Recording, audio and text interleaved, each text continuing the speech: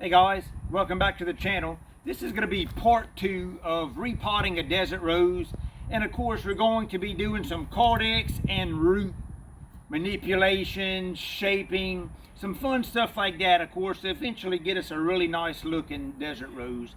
Of course, this is part 2, so if you missed part 1, you can go back and watch it first. And of course, this guy right here, I know he looks familiar if you've seen part 1, but this is our plant. He was getting too big for his pot. He started kind of growing a little crooked because he was pushing his way out. And if you can see, the roots are actually growing inward because of the shape of the pot. So we trimmed them up really nice. Of course, had a little bit more trimming than what I anticipated, which is why we're having a part 2. But it's going to come out really nice. I left them outside for a couple weeks, and what that allows is for the roots to get really limber.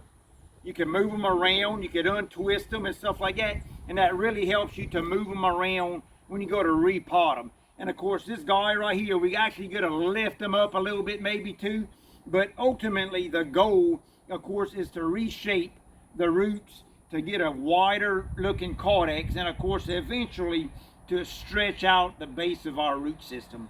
So if y'all will come on in right here, what I'm going to use to help me is, of course, I got a rock, just an ordinary rock. Sure, they got prettier rocks out there, but hey, this is what I got. So what we're going to do is, of course, if you notice, the plant right here has a little hole in it somewhat. So I'm just going to take it, I'm going to place it around in there. And what I'm going to do is, as I'm going around, I'm going to, of course, spread the roots around the rock. And of course, the rock is going to help prevent the roots from growing inward. And of course, from the front, it gives it a little bit more extra eye appeal also. So we kind of looking good right there. Of course, I still want to keep the plant somewhat centered in the pot. I think we're pretty close. Yeah. All right. So we got them pretty close, guys. Let me scoot them over a little bit right here. Of course, so y'all can see what I'm doing. And I have some dirt already mixed up. All right, so as y'all can see, the roots are still turned in. So as we begin to move, manipulate the roots, we're going to pack in some more dirt. Of course, we're going to lift them up a little bit. I think that's about good right there. So I'm just going to take some dirt. We're going to start throwing some dirt in there, start getting it all settled in and packed.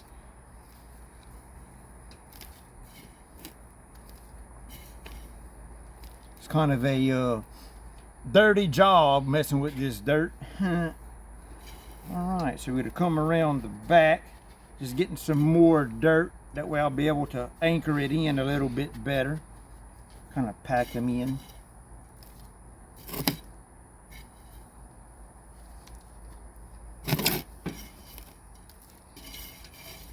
All right, here we go. So I'm gonna get down there, and of course you see all the roots growing in.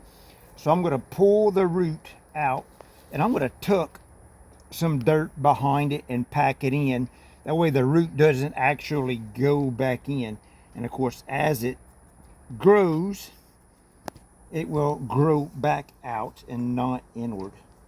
So we just gotta reach in there. And of course, again, they're pretty limber. They do have a good bit of stretch to them. We're just going to pull them out and away from the rock. We're going to get some dirt tucked in there. Pack it in. Don't be scared. Of course, the more you pack it in, the better it'll hold your roots. This one right here. A lot of times, too, you could use little sticks, toothpicks to hold them as you go. So this one right here, this one's pretty far out. We could take this bad boy and pull him a good bit out. I mean, we can move him all the way up to right here. So I'm going to start getting some dirt in there. I don't want him to move. All right, is he going to stay? Let me get some more dirt. All right, I'm just going to start kind of putting some in there, and I can move it around as I go, guys. All right, so we gotta get them in there. Of course, there we go. And again, my dirt is composed of a couple different things. It's compost. Of course, it has some big chunks. It has some mini pine bark in it.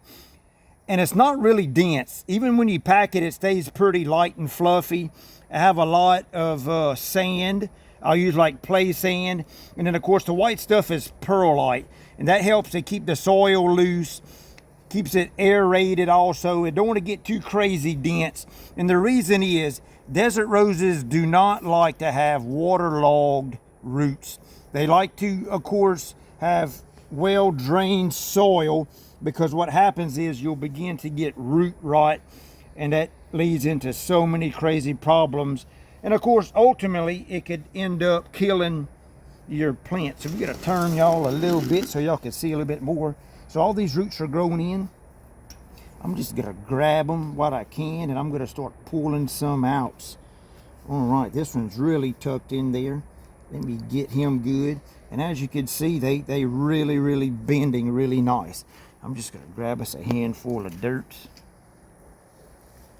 And of course, the big rock that I used, you could use any kind of solid object. Man, you could probably put a baseball, a softball in there.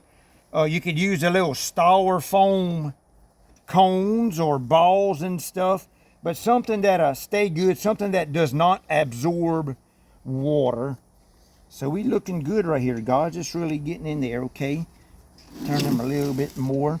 And of course, you can see right here, that's originally where it was potted at. So I'm going to actually lift it maybe another inch and a half when it's all said and done with. And of course, that'll turn darker green like the rest of it.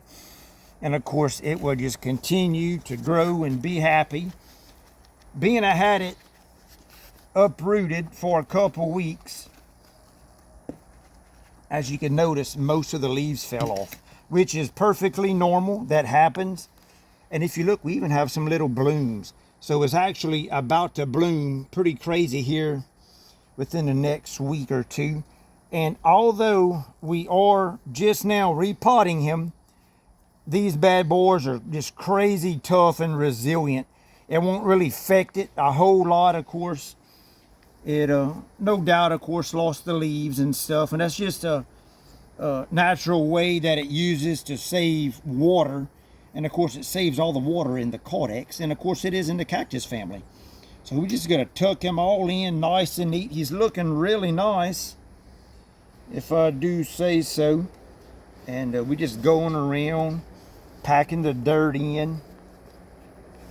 You know, I just planted him, and I'm excited to see him uprooted here in 6 months or a year, just to see how his roots are looking. I mean, he's going to be nice.